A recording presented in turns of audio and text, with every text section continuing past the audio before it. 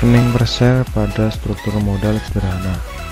Earning per share dasar dihitung dengan membagi laba atau rugi bersih yang tersedia bagi pemegang saham biasa atau laba bersih residual dengan jumlah rata-rata tertimbang saham biasa yang beredar dalam satu periode, atau ditulis dengan rumus sama dengan laba bersih residual dibagi dengan jumlah rata-rata tertimbang saham biasa. Kemudian untuk penyajian dan pengungkapan dituliskan sebagai berikut. Terdapat income from continuing operation dan discontinue operation yang menghasilkan net income.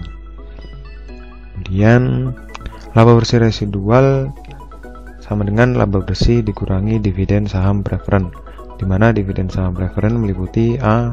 Jumlah dividen dari saham preferen bukan kumulatif yang diumumkan bagi periode bersangkutan.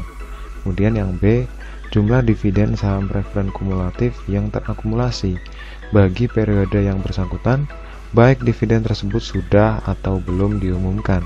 C, jumlah dividen saham preferen kumulatif untuk periode bersangkutan tidak mencakup dividen saham utama kumulatif periode lalu, meskipun dividen tersebut diumumkan atau dibayar dalam periode kini. Nah, jika perusahaan mengumumkan dividen untuk saham preferen saat terjadi kerugian bersih, maka dividen saham preferen ditambahkan ke komponen kerugian bersih untuk menghitung kerugian per saham. Apabila dalam satu periode ada perubahan jumlah saham beredar yang tidak mengubah sumber daya, selain peristiwa konversi efek berpotensi saham biasa, maka jumlah rata-rata tertimbang saham biasa yang beredar selama satu periode dan untuk seluruh periode sajian harus disesuaikan. Contoh kejadiannya misal apabila perusahaan melakukan stock split atau kebalikannya reverse of stock split atau dengan nama lain penggabungan saham.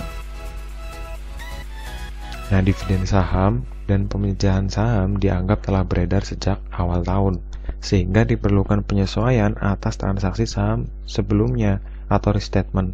Kemudian, dividen saham atau pemecahan saham yang terjadi setelah akhir tahun tetapi sebelum perusahaan menerbitkan laporan keuangan tetap dilakukan penyesuaian pada tahun tersebut dan tahun sebelumnya jika ada informasi pembanding.